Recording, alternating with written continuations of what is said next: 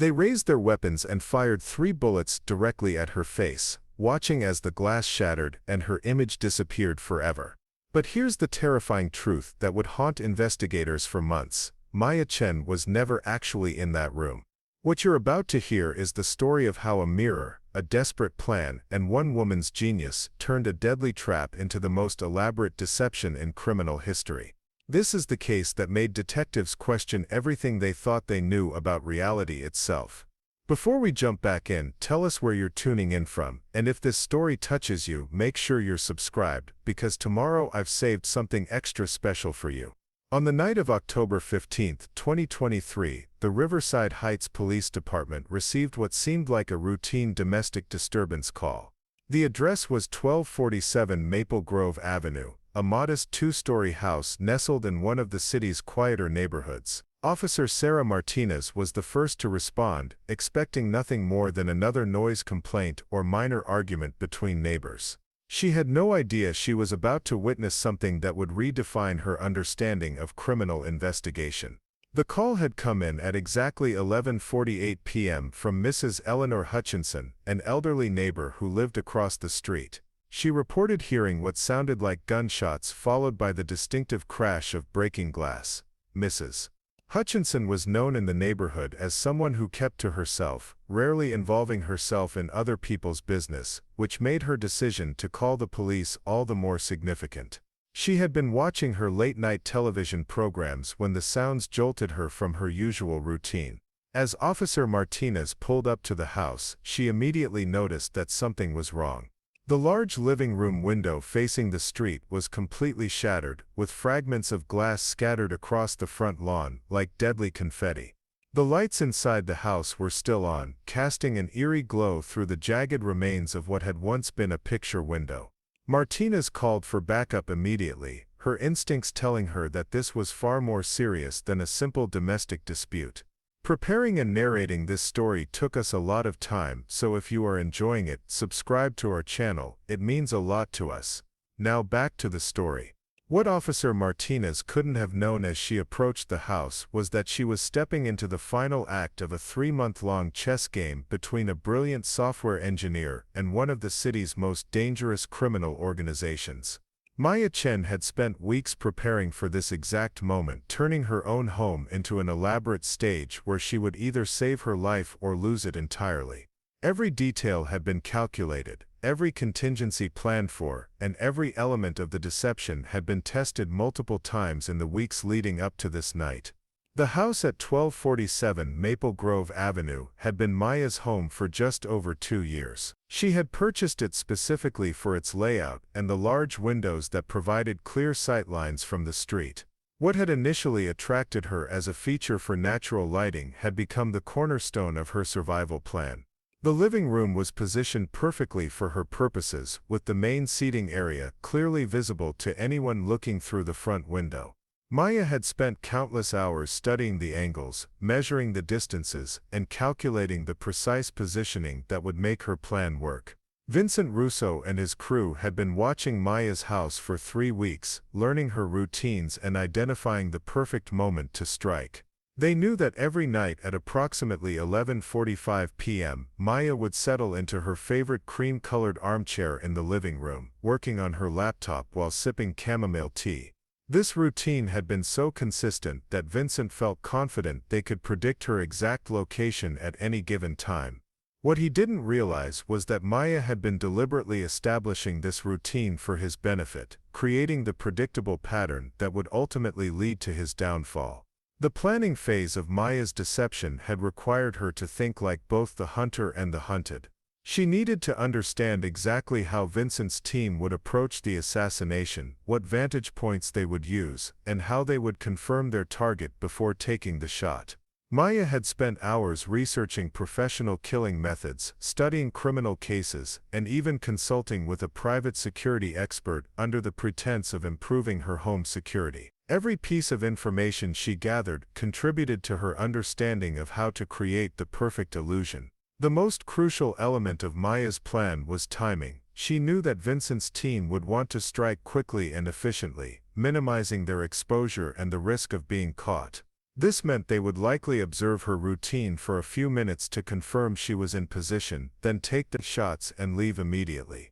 Maya had calculated that she would have approximately a 3-minute window from the time they arrived to the moment they would attempt to verify their kill.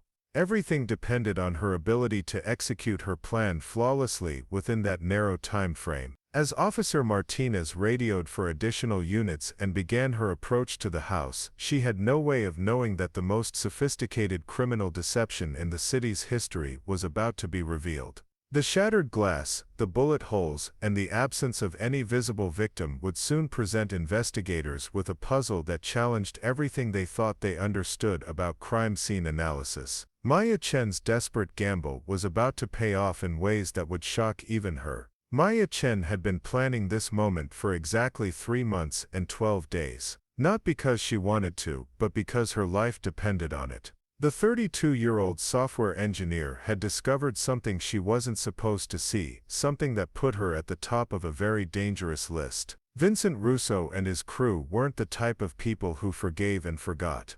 They were the type who made problems disappear permanently. The discovery that had sealed Maya's fate happened on a quiet Tuesday morning in July while she was conducting routine maintenance on the cryptocurrency exchange platform for her employer, TechFlow Dynamics. Maya had always been thorough in her work, often diving deeper into system analysis than her colleagues thought necessary. This particular morning, she was investigating unusual transaction patterns that had been flagging the company's automated monitoring systems. What started as a simple database query quickly evolved into something far more sinister. Hidden within seemingly legitimate cryptocurrency transactions, Maya discovered a sophisticated money laundering operation that was processing millions of dollars through TechFlow's platform. The transactions were expertly disguised, broken into small amounts, and routed through multiple accounts to avoid detection.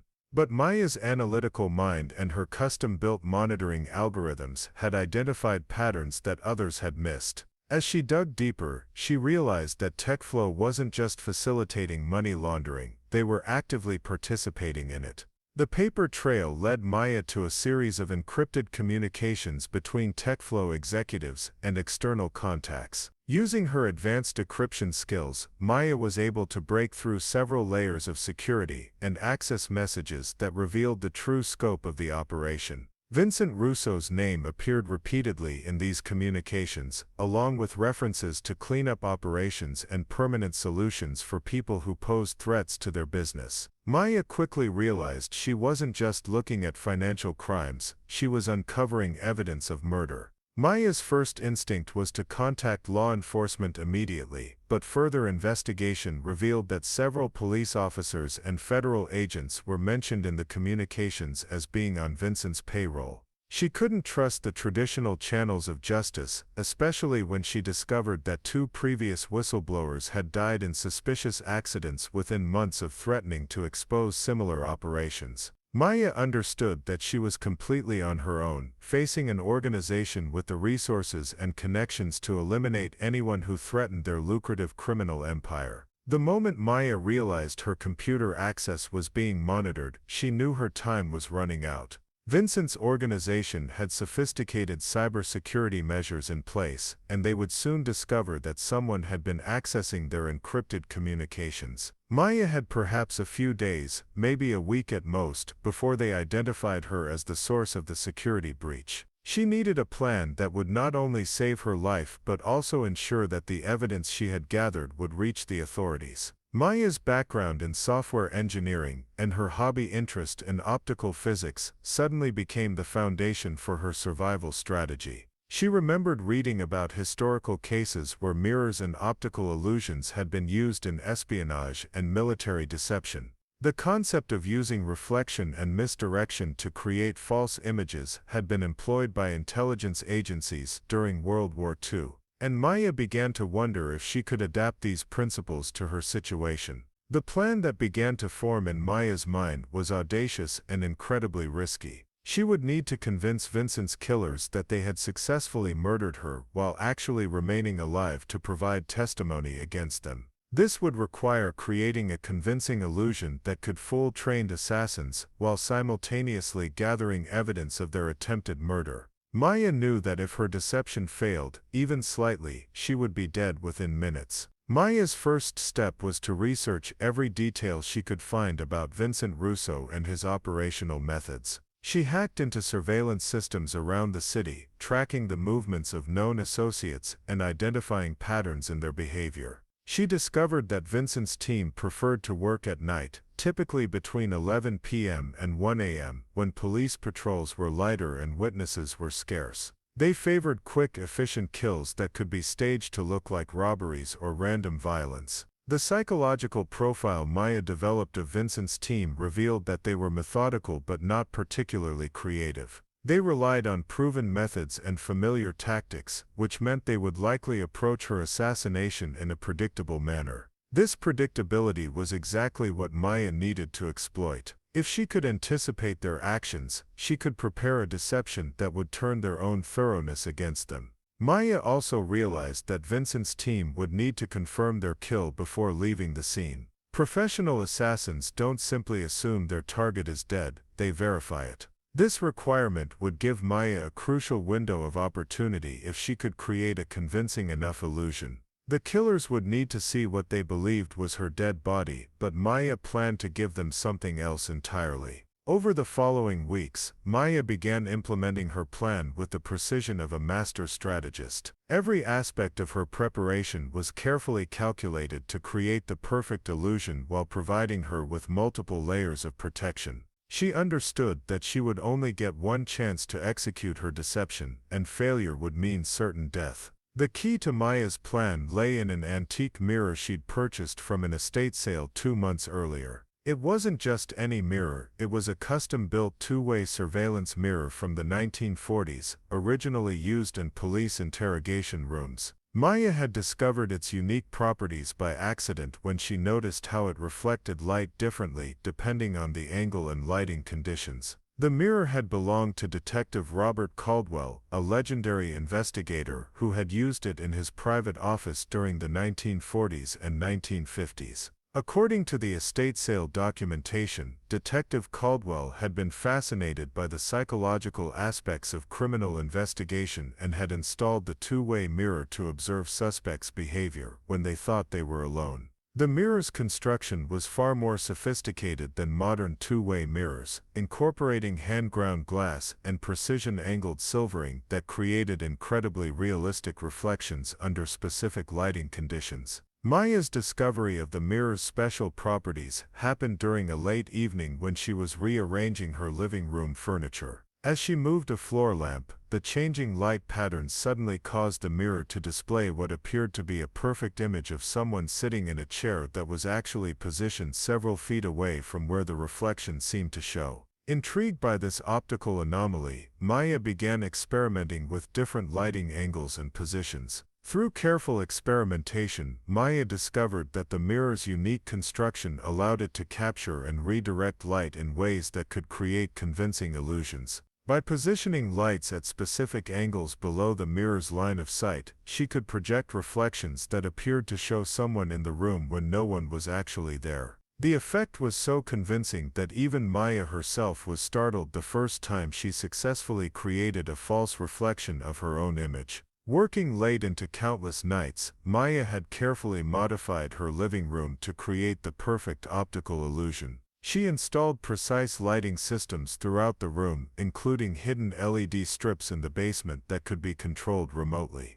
The positioning of each light had to be calculated to the exact degree, taking into account the reflection angles, the distance from the mirror, and the viewing perspective from outside the house. Maya's engineering background proved invaluable as she worked to perfect the illusion. She used 3D modeling software to map out every angle and reflection, ensuring that the false image would be visible from the exact position where an assassin would likely position themselves outside her front window. The calculations required her to consider factors such as the height of the windowsill, the typical stance of a person looking through the window, and the curvature of the antique mirror's surface. The most challenging aspect of creating the illusion was making it appear natural and lifelike. Maya couldn't simply project a static image, she needed to create the impression of a living person going about their normal evening routine. This required her to develop a complex system of programmable lights that could simulate movement and create shadows that would suggest someone shifting position in their chair or reaching for objects on a nearby table.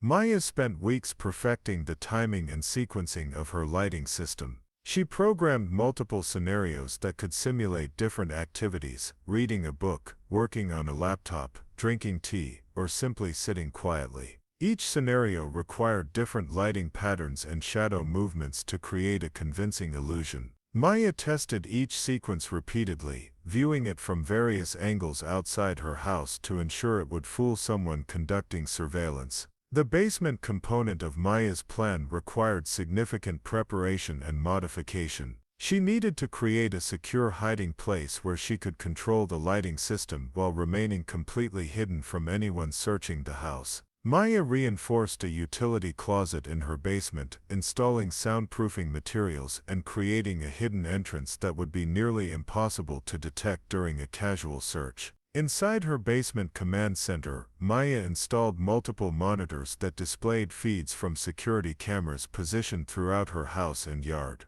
These cameras would allow her to track the movements of Vincent's team from the moment they arrived until they left the scene. Maya also installed backup power systems and redundant communication equipment, ensuring that her plan could continue even if the house's main power was compromised. The mirror's positioning required millimeter-perfect precision. Maya spent an entire weekend making minute adjustments to its angle and height, testing each modification with her lighting system until she achieved the perfect illusion. The mirror had to be angled at exactly 47.3 degrees to catch the reflection from the basement lighting system while appearing completely natural to someone viewing it from the front of the house. Maya also had to consider the seasonal changes in ambient lighting that might affect her illusion. She tested her system during different weather conditions and at various times of night, making adjustments to ensure that the false reflection would be convincing regardless of external factors. The antique mirror's age actually worked in her favor, as its slightly irregular surface created subtle variations in the reflection that made it appear more lifelike than a modern, perfectly flat mirror would have. The final test of Maya's mirror system came when she asked her neighbor, Miss Patterson, to help with what she described as a security test for her home alarm system. Mrs. Patterson agreed to walk past Maya's front window at a specific time while Maya activated her illusion from the basement. The neighbor later confirmed that she had clearly seen Maya sitting in her living room chair, never suspecting that she was actually looking at an elaborate optical deception. Vincent Russo parked his black sedan 3 blocks away from Maple Grove Avenue at exactly 11:30 p.m. He'd brought 2 of his most trusted associates, Marcus Webb, a former military sniper with a reputation for clean kills, and Tony Castellano, whose expertise lay in making crime scenes tell whatever story they needed them to tell. This job was supposed to be straightforward. Maya Chen had seen too much, and loose ends in Vincent's line of work had a way of becoming deadly liabilities. Vincent had been running criminal operations in Riverside Heights for over 15 years, building a network that stretched from street-level drug dealing to high-level corporate corruption. His organization had survived and thrived because Vincent understood the importance of eliminating threats before they could cause serious damage. Maya Chen represented exactly the kind of threat that could bring down everything he had built, and Vincent had learned long ago that hesitation in such situations was often fatal. Marcus Webb was Vincent's go-to solution for problems that required permanent resolution. The 38-year-old former Marine had served 3 tours in Afghanistan before being dishonorably discharged for what the military termed excessive force during civilian operations. Marcus had found new purpose working for Vincent, where his particular skills were not only appreciated but generously compensated. Tonight's job was routine for Marcus: a single target, clear line of sight, and a simple escape route. Tony Castellano's role in the operation was equally important but less visible. As a former crime scene investigator who had been quietly retired from the police force due to evidence tampering allegations, Tony understood exactly how to manipulate physical evidence to support whatever Nia and Vincent needed. After Marcus completed the shooting, Tony would enter the house and arrange the scene to look like a robbery gone wrong, complete with missing valuables and signs of forced entry. As they approached the house, Vincent felt the familiar calm that came with executing a well-planned operation. They had been watching Maya's routines for 3 weeks, documenting her daily schedule and identifying the optimal time for their attack. Every night at 11:45 p.m., Maya would settle into her living room chair with her laptop, positioning herself perfectly for Marcus's shot through the front window. The large window provided an unobstructed view of the target area, and the distance was well within Marcus's effective range. Vincent's surveillance of Maya had revealed that she lived alone and maintained fairly regular habits. She worked from home most days, rarely had visitors, and seemed to follow a predictable routine that made her an easy target. Vincent had been careful to vary his team's observation schedule to avoid establishing any patterns that might alert Maya to their presence, but 3 weeks of surveillance had convinced him that Maya was completely unaware of the danger she was in. The neighborhood of Maple Grove Avenue was ideal for Vincent's purposes. The houses were spaced far enough apart that gunshots might go unnoticed, especially if they used suppressed weapons. The street lighting was minimal, providing plenty of shadows for concealment, and the local police patrol schedule showed that officers typically didn't pass through the area between 11 p.m. and midnight. Vincent had chosen this night specifically because weather reports predicted a light rain that would further reduce visibility and mask any sounds.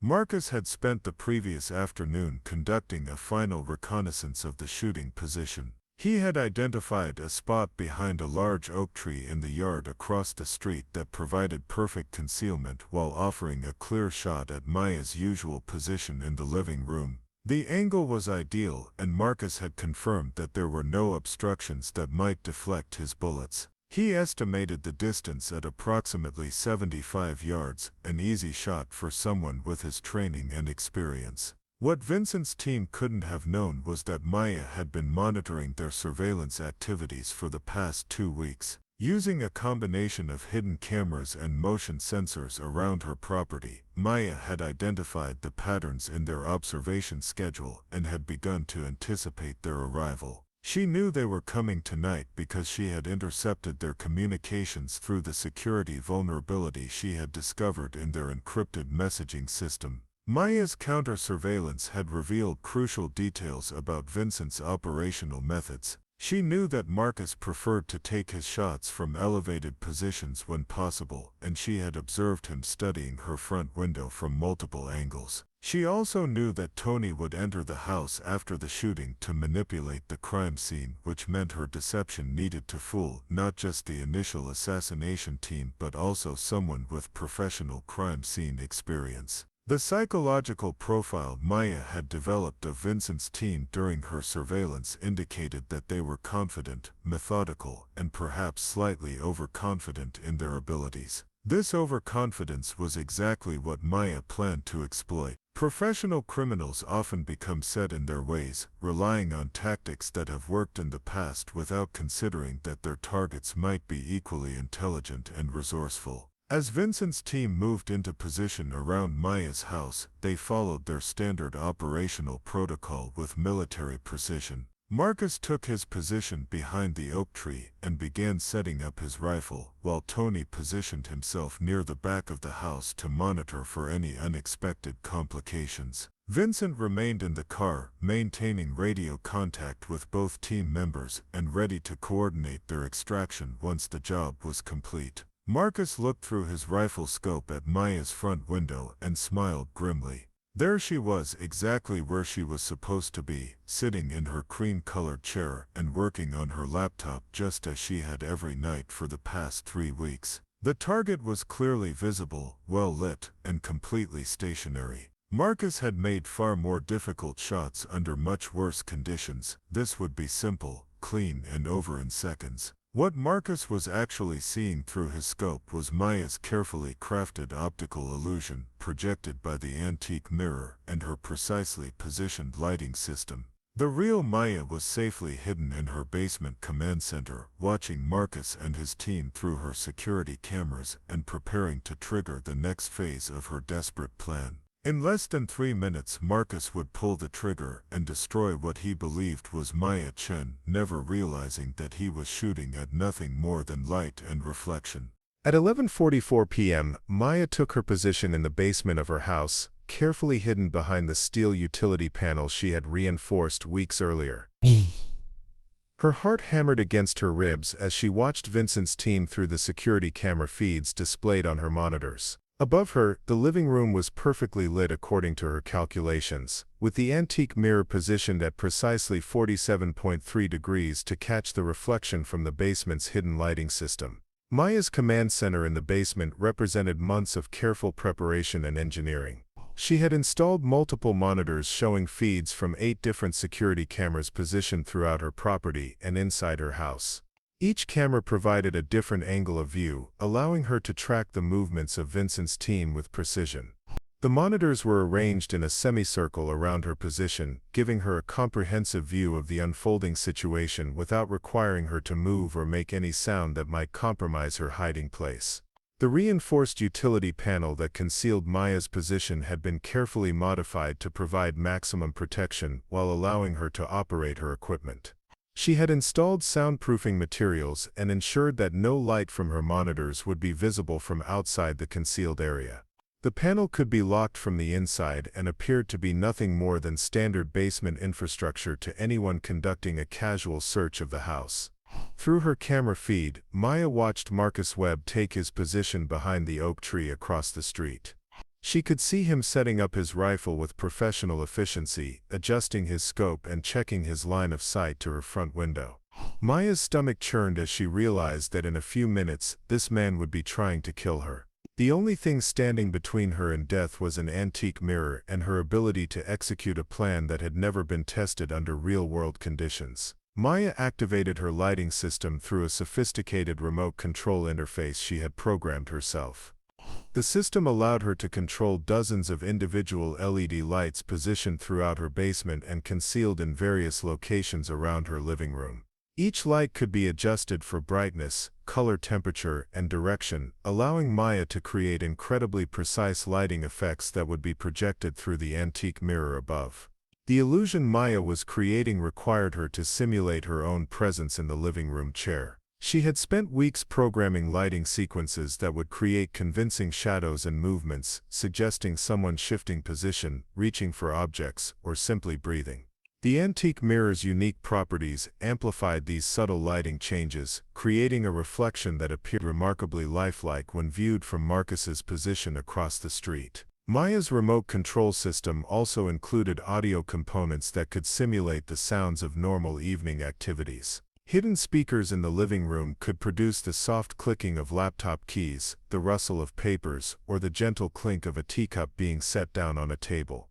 These audio cues would reinforce the visual illusion and make it even more convincing to anyone conducting surveillance of the house. As Maya fine-tuned her illusion, she monitored the radio communications between Vincent's team members through a scanner she had programmed to intercept their encrypted frequencies. Breaking their communication encryption had been one of her first priorities when she realized she was being hunted. Maya could hear Marcus reporting his position and confirming that the target was visible in the front window. Vincent's voice came through clearly as he coordinated the final approach to her house. The psychological pressure Maya was experiencing was almost overwhelming. She was essentially orchestrating her own fake murder while being hunted by professional killers who would show no mercy if they discovered her deception. Every sound from above, every shadow that moved across her monitors, every change in the radio chatter made her heart race with the fear that something had gone wrong with her plan. Maya checked and rechecked every component of her system during the tense minutes before the attack.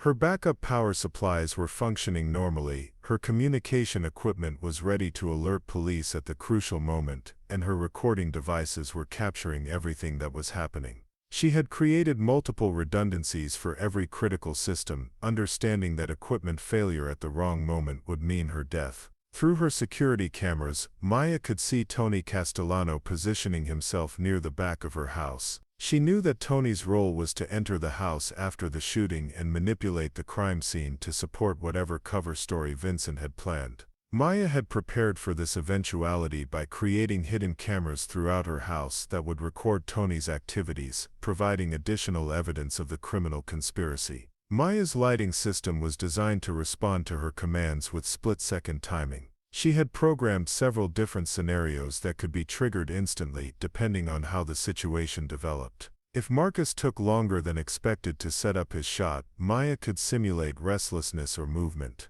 If the attack came sooner than anticipated, she could freeze the illusion to provide Marcus with a perfect target. The most nerve-wracking aspect of Maya's situation was that she couldn't see Marcus's exact position through her scope.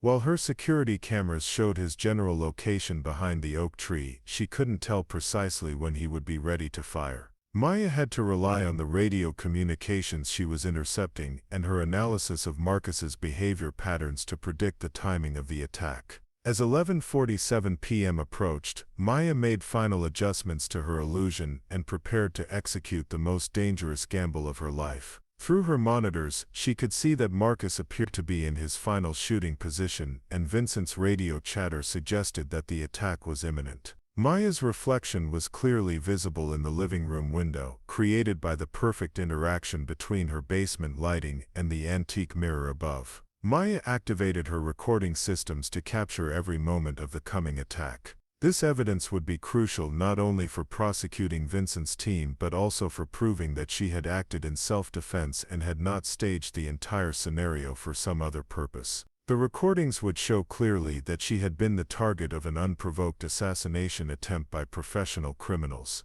Vincent peered through night vision binoculars at Maya's front window and felt a surge of satisfaction wash over him. There she was, exactly where she was supposed to be, completely oblivious to her fate. Maya appeared to be typing on her laptop, her face clearly visible in the soft glow of the room's lighting. Everything was proceeding according to plan, and Vincent felt the familiar calm that came with executing a perfectly orchestrated operation. Through his radio, Vincent coordinated the final moments of the attack with military precision. Marcus confirmed his position and reported that he had a clear shot. Tony acknowledged his readiness to enter the house immediately after the shooting to stage the crime scene. The timing was critical. They needed to complete the entire operation and be gone from the neighborhood within 5 minutes to minimize the risk of being observed or caught by responding police units. Marcus adjusted his rifle scope one final time, bringing Maya's image into perfect focus. Through the crosshairs, he could see her clearly illuminated figure sitting motionless in the cream-colored chair.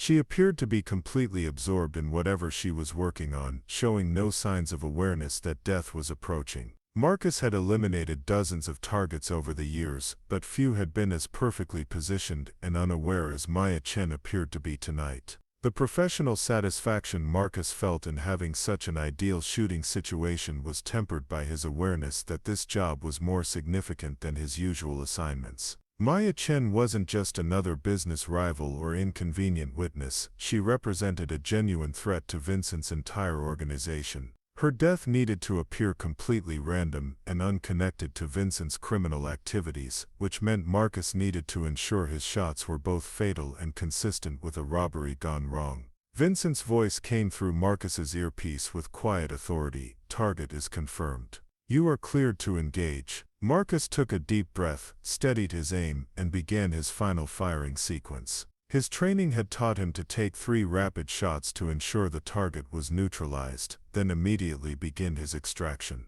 There could be no room for error or hesitation once he pulled the trigger. What Marcus saw through his scope appeared to be Maya Chen in her typical evening routine, but the reality was far different. The figure he was aiming at was nothing more than an elaborate optical illusion created by Maya's antique mirror and precisely positioned lighting system. The real Maya was safely hidden in her basement command center, watching Marcus prepare to shoot at her reflection while recording every moment of the attempted murder. Marcus squeezed the trigger 3 times in rapid succession, his rifle barely moving between shots due to his expert marksmanship and the weapon's sophisticated recoil management system. The suppressed gunfire was barely audible beyond a few yards, creating only soft metallic clicks that would be easily mistaken for normal nighttime sounds. Through his scope, Marcus watched with professional satisfaction as his bullets found their target. The bullets struck the antique mirror with devastating effect, shattering the glass into thousands of fragments that exploded inward toward the living room. The sound of breaking glass was much louder than the suppressed gunfire, creating the kind of noise that might alert neighbors and bring police to investigate. Marcus watched as Maya's image disappeared instantly in the shower of glass and reflected light, convinced that he had just witnessed the successful elimination of their target. Vincent felt a surge of relief as he heard the distinctive sound of shattering glass through his radio link with Marcus. The operation was proceeding exactly as planned, and Maya Chen was no longer a threat to his organization. Vincent immediately initiated the next phase of their plan, instructing Tony to enter the house and stage the crime scene while Marcus began his extraction from the shooting position. In her basement hiding place, Maya watched her carefully crafted illusion destroyed by Marcus's bullets. The antique mirror that had been the cornerstone of her deception was now nothing more than scattered fragments, but it had served its purpose perfectly. Marcus and Vincent believed they had just killed her, which meant the most dangerous part of her plan was complete. Now came the second phase, gathering evidence of their crimes while they believed she was dead.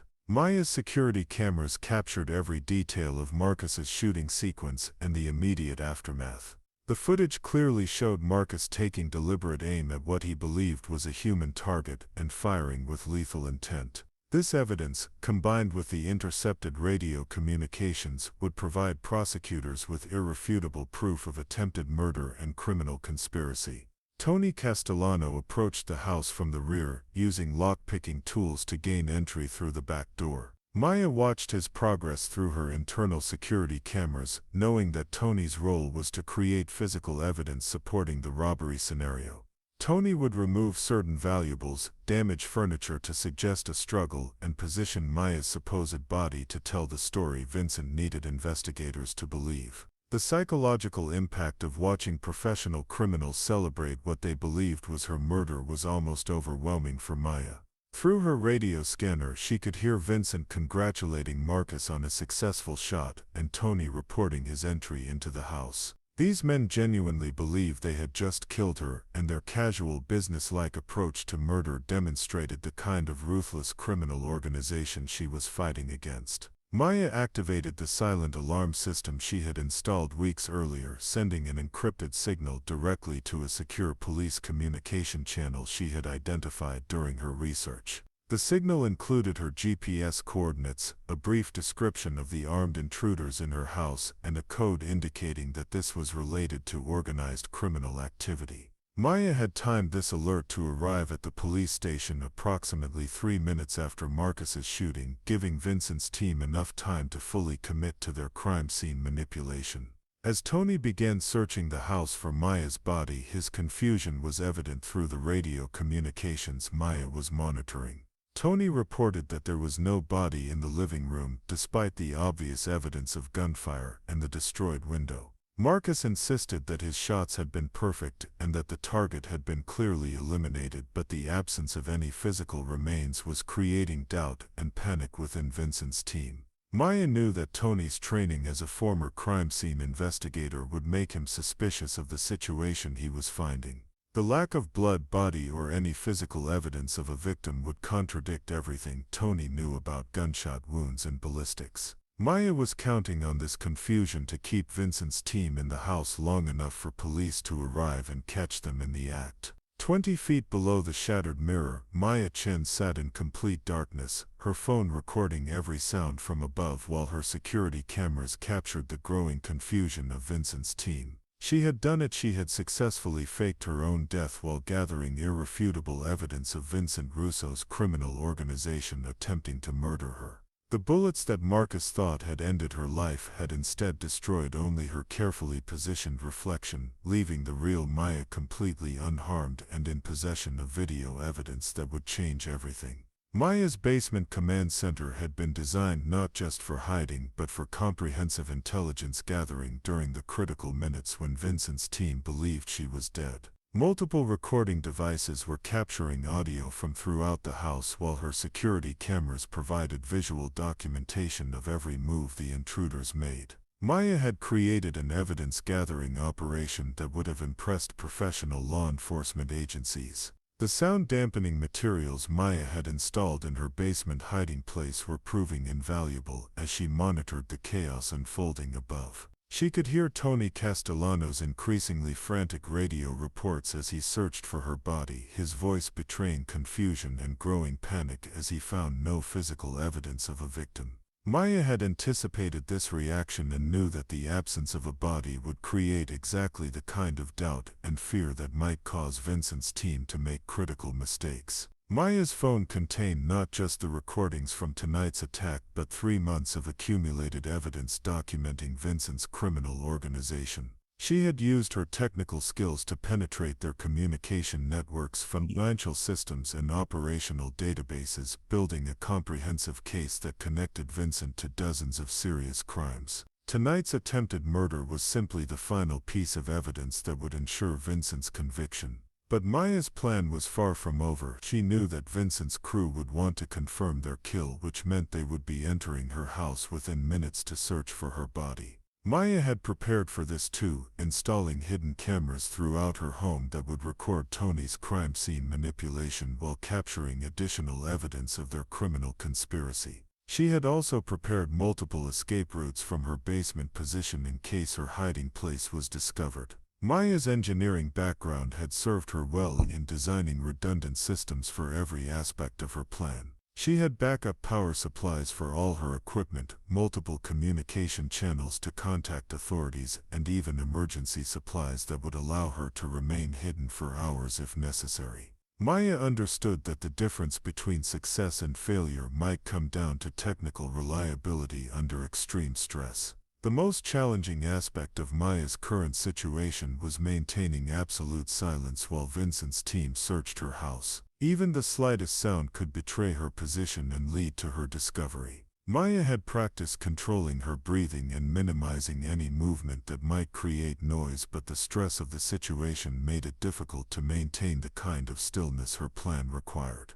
Through her security cameras, Maya watched Tony Castellano methodically searching her living room for any trace of her body. His confusion was evident as he examined the bullet holes in the wall behind where her reflection had appeared, finding blood spatter patterns that didn't match what he would expect from a fatal shooting. Maya had anticipated this problem and had prepared fake blood evidence in strategic locations to support the illusion that someone had been shot. Maya's radio scanner continued to monitor Vincent's team communications, revealing their growing uncertainty about the success of their operation.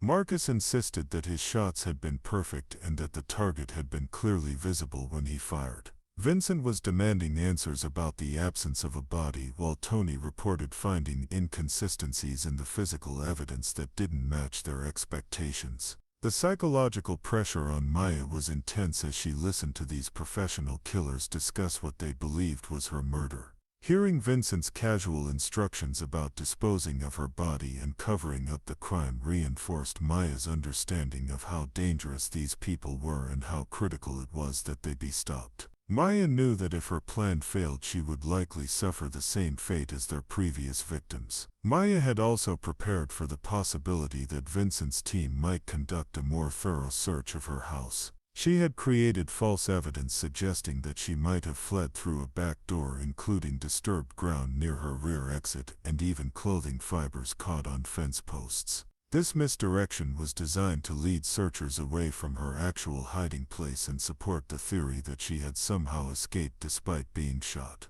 The timing of Maya's plan required her to remain hidden until police arrived, but she also needed to be ready to emerge and identify herself to officers before they could be deceived by any cover story Vincent's team might attempt. Maya had studied police response procedures and knew approximately how long it would take for units to arrive after her silent alarm was triggered. She estimated that she had perhaps 10 more minutes before the first officers would reach her house. Maya's preparation had included researching the backgrounds and reputations of local police officers to identify those who might be trustworthy versus those who could potentially be compromised by Vincent's organization.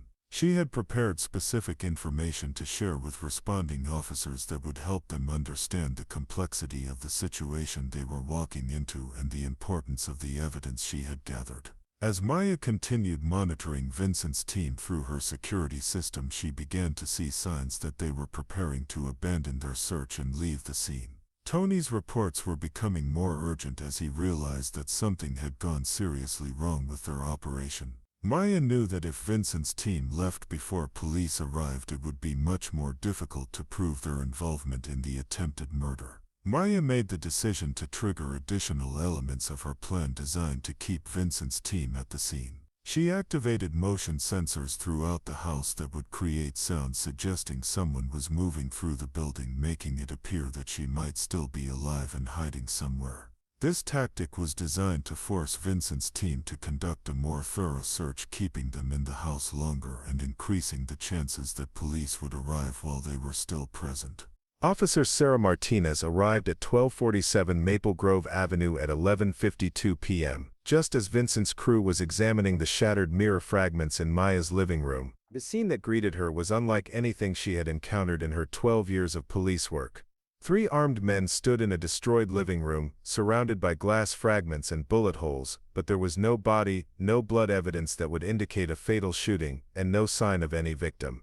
Martinez immediately recognized that she was dealing with something far more serious than the domestic disturbance call that had brought her to the scene. The presence of 3 armed individuals in a house with obvious gunfire damage indicated a major crime in progress. Martinez called for immediate backup, while drawing her service weapon and taking cover behind her patrol car, knowing that she was potentially facing professional criminals who had already demonstrated their willingness to use deadly force. The police response to Maya's silent alarm had been faster than she had anticipated, with Officer Martinez arriving nearly 2 minutes earlier than Maya's calculations had predicted. This timing worked in Maya's favor, as Vincent's team was still inside the house trying to understand what had gone wrong with their operation. The early arrival of police meant that Vincent's criminals would be caught red-handed with their weapons and the evidence of their attempted murder. Vincent Russo looked around the destroyed living room with growing panic and confusion. The physical evidence clearly indicated that Marcus had fired multiple shots at the front window, and the shattered mirror fragments showed where the bullets had struck. But the complete absence of any victim contradicted everything Vincent knew about professional assassinations. Marcus was one of the most reliable killers Vincent had ever employed, and the idea that he could have missed such an easy target seemed impossible. Marcus Webb was equally confused by the situation he found himself in. Through his rifle scope, he had clearly seen Maya Chen sitting in her chair when he fired. His shots had been perfectly aimed, and he had watched her image disappear when the bullet struck. But now, examining the scene from inside the house, Marcus could find no evidence that anyone had been in the room when he fired. The lack of blood, tissue, or any other biological evidence suggested that he had been shooting at nothing. Tony Castellano's experience as a former crime scene investigator was creating additional problems for Vincent's team. Tony could see immediately that the physical evidence at the scene didn't match what should be present after a successful assassination. The bullet trajectory analysis showed that the shots had struck the mirror and the wall behind it, but there were no impact patterns that would be consistent with bullets passing through a human body first. As police sirens grew louder in the distance, Vincent realized that his team was about to be trapped in a house with overwhelming evidence of their criminal activity. The weapons they carried, their presence at the scene, and the obvious signs of gunfire would be impossible to explain to investigators. Vincent began frantically issuing orders for his team to prepare for immediate extraction, but the approaching police sirens indicated that escape might no longer be possible. Officer Martinez was joined by 3 additional patrol units within 2 minutes of her arrival, giving police sufficient manpower to surround the house and prevent any escape attempts. Sergeant Michael Rodriguez took command of the scene and began coordinating the tactical response to what appeared to be an active shooter situation. The responding officers could see armed individuals moving inside the house, and the shattered front window provided clear evidence that gunfire had occurred. Maya watched the police response unfold through her security cameras while remaining hidden in her basement command center. She could see officers positioning themselves around her house and coordinating their approach to the building. Maya knew that she would need to reveal herself soon to prevent any confusion about her identity or status, but she wanted to ensure that Vincent's team was fully committed to their current position before emerging from hiding. The radio communications Maya was monitoring revealed the growing desperation of Vincent's team as they realized they were trapped. Vincent was demanding explanations from Marcus about how he could have missed such an easy target, while Tony was reporting that the physical evidence at the scene didn't support their belief that Maya had been killed. The intercepted communications provided additional proof of their criminal conspiracy and their intent to commit murder. Detective James Morrison had been called to respond to the scene based on the unusual nature of the situation reported by the first responding officers. Morrison's 20-year career had included investigations of organized crime and professional assassinations, giving him the experience necessary to understand the significance of what was unfolding at Maya's house. Morrison recognized immediately that this was not a typical domestic dispute or random crime. Maya decided that the time had come to reveal herself to police and begin the process of presenting the evidence she had gathered. She activated her emergency communication system to contact Sergeant Rodriguez directly, identifying herself as the homeowner and providing her exact location in the basement. Maya explained briefly that she was unharmed and had been hiding from armed intruders who had attempted to kill her. The revelation that Maya Chen was alive and had been hiding in her basement while police surrounded her house created immediate confusion among the responding officers. Sergeant Rodriguez had been preparing for a potential hostage situation or active shooter scenario, not a case where the supposed victim had successfully evaded assassination and was serving as a witness to the crime. This development required a complete reassessment of the tactical situation. Maya's emergence from her basement hiding place was carefully coordinated with police to ensure there would be no confusion about her identity or intentions. She followed Sergeant Rodriguez's instructions precisely, keeping her hands visible and moving slowly to avoid any possibility of being mistaken for a threat. Maya carried with her a portable hard drive containing the evidence she had gathered and a detailed written summary of Vincent's criminal organization. Vincent Rosso's realization that Maya Chen was alive represented the complete failure of his assassination plot and the potential exposure of his entire criminal enterprise. The evidence Maya had gathered over 3 months, combined with the attempted murder charge his team now faced, represented an existential threat to everything Vincent had built.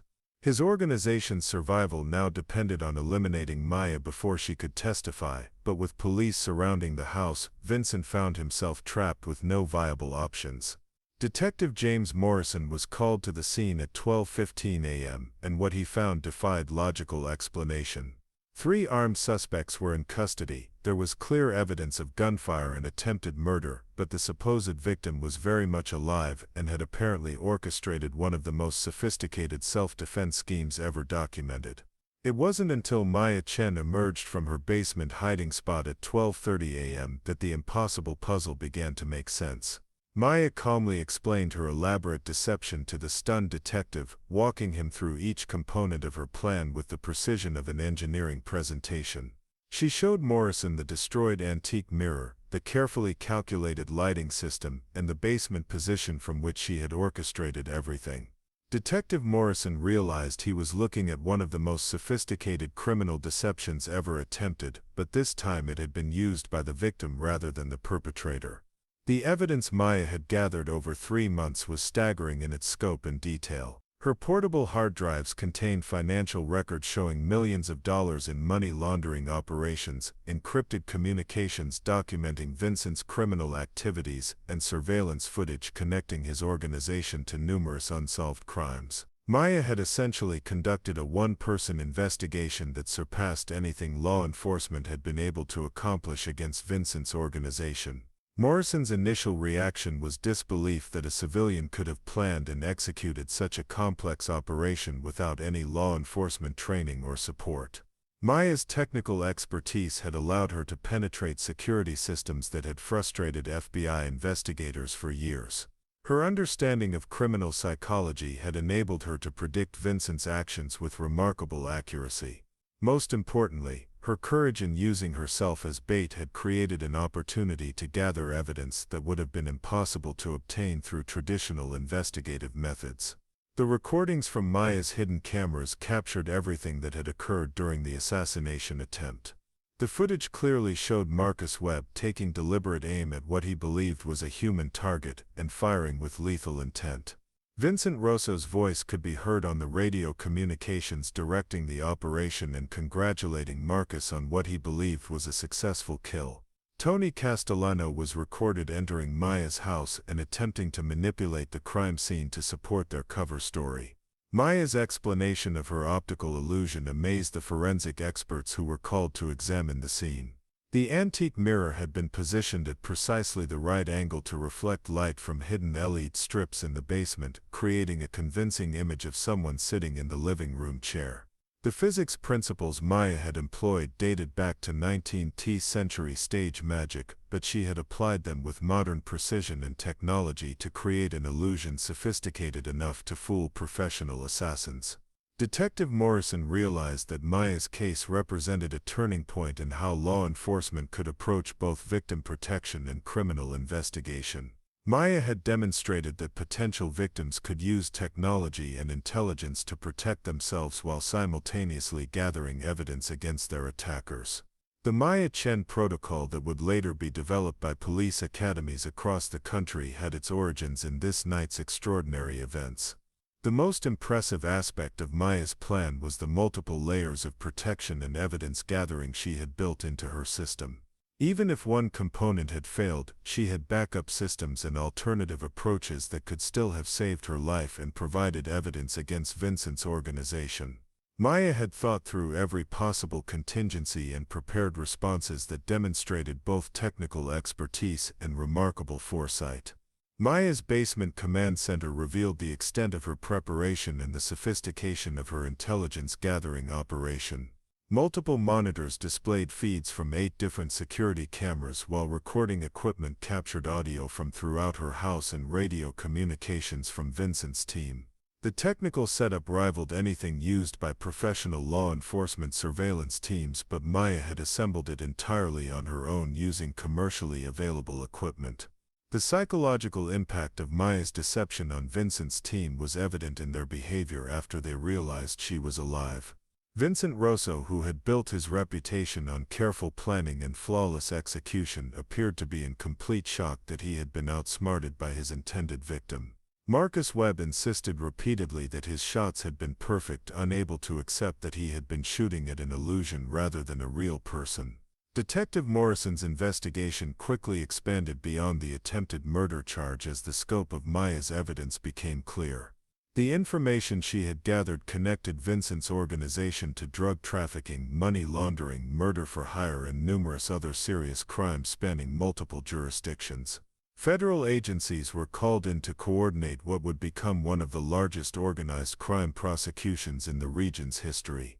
Maya's decision to record everything that happened during the assassination attempt provided prosecutors with unprecedented evidence of criminal conspiracy and attempted murder.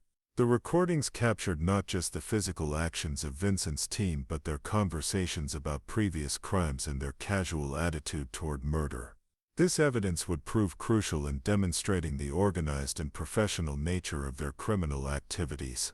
The technical analysis of Maya's illusion system provided valuable insights for law enforcement agencies dealing with increasingly sophisticated criminals.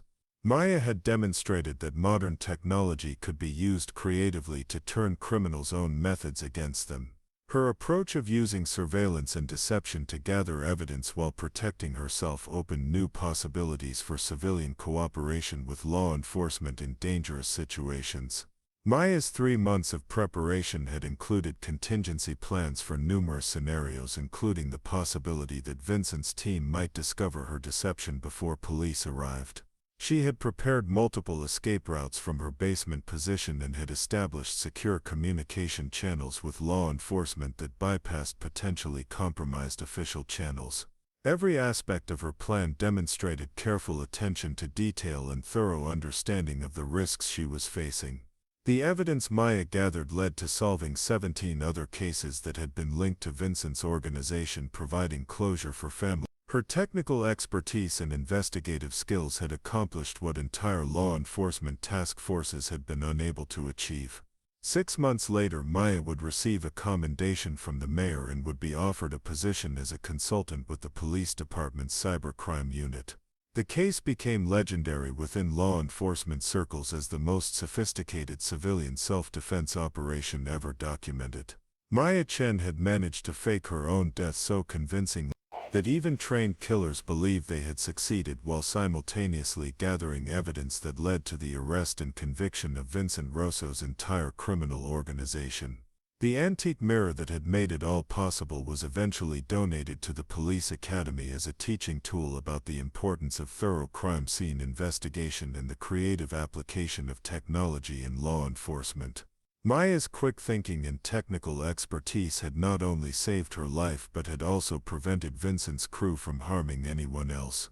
The evidence she gathered over 3 months of investigation led to solving numerous cold cases that had been frustrating investigators for years.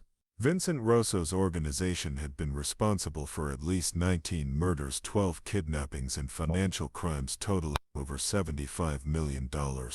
Maya's single-handed investigation had accomplished more than multiple law enforcement agencies working together had managed to achieve.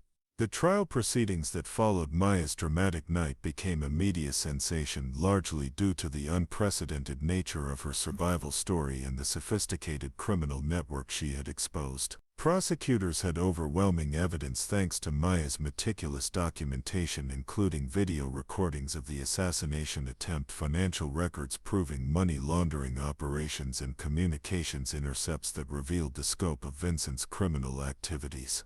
Vincent Rosso's psychological breakdown during the trial was complete and devastating.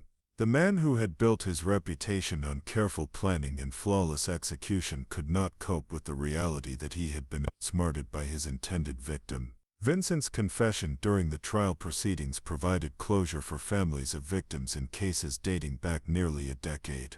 His admission to ordering 19 murders shocked even seasoned law enforcement officials who had been tracking his organization.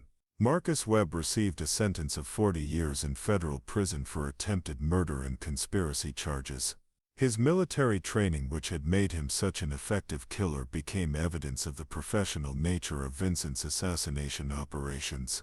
Marcus never fully accepted that he had been shooting at an illusion rather than a real person, insisting even during his sentencing that his shots had been perfect.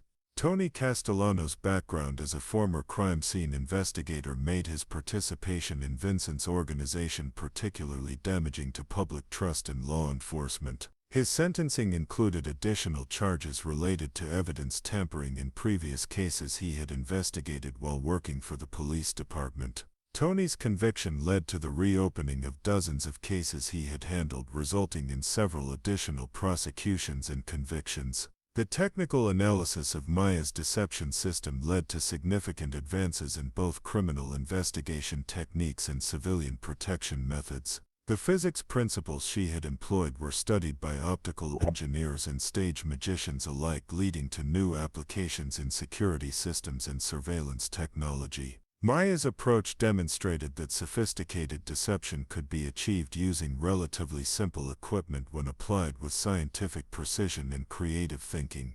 Maya's decision to remain with the police department's cybercrime unit proved beneficial for both her career and law enforcement efforts. Her unique combination of technical skills and investigative experience made her invaluable in cases involving organized crime and technology-based offenses. Maya helped develop new protocols for civilian witnesses in dangerous situations and contributed to training programs for officers dealing with sophisticated criminal organizations. The Maya Chen protocol developed by police academies became standard training for officers responding to potentially complex crime scenes. Maya's case demonstrated the importance of thoroughly examining physical evidence and not making assumptions about what had occurred based on initial observations. Her deception had been so convincing that even experienced investigators might have missed crucial details without proper analysis. The Federal Bureau of Investigation created a special task force to study Maya's investigation methods and evidence-gathering techniques. Her ability to penetrate Vincent's organization's security systems provided valuable insights into how civilian experts could assist law enforcement in cases involving sophisticated criminal networks. Maya's approach became a model for cooperative investigations between law enforcement and private technical. Maya's story attracted international attention from law enforcement agencies dealing with organized crime and assassination networks. Her methods were studied by security experts in multiple countries, leading to new approaches for protecting witnesses and gathering evidence in dangerous situations. Maya received invitations to speak at international conferences on cybercrime and civilian security, sharing her experiences with law enforcement professionals worldwide. The antique mirror that had been central to Maya's deception became a symbol of creative problem-solving and resourcefulness in the face of deadly threats. The mirror's display at the National Law Enforcement Museum included a detailed explanation of the optical principles Maya had employed and the engineering precision required to create such a convincing illusion. Visitors could experience a demonstration of how the mirror system worked, though obviously without the life-threatening context of Maya's situation. Maya's 3 months of preparation and her successful execution of the plan demonstrated that ordinary citizens could protect themselves against sophisticated threats when they combined intelligence, technical skills, and careful planning. Her story became an inspiration for other potential victims of organized crime, showing that even professional killers could be defeated through creativity and determination. The lasting impact of Maya's case extended far beyond the specific convictions of Vincent's organization. Her methods influenced how law enforcement agencies approached technology-based investigations and civilian cooperation in dangerous cases. Maya had proven that sometimes the best defense against professional criminals was making them defeat themselves through their own overconfidence and predictable methods. Vincent Russo, Marcus Webb, and Tony Castellano were each sentenced to life in prison without the possibility of parole. They had shot her reflection, but Maya Chen was never in the room, and that made all the difference between justice and tragedy. Maya's story became a testament to the power of intelligence, preparation, and courage in the face of seemingly impossible odds. Up next, you've got 2 more standout stories right on your screen. If this one hit the mark, you won't want to pass these up. Just click and check them out. And don't forget to subscribe and turn on the notification bell so you don't miss any upload from us.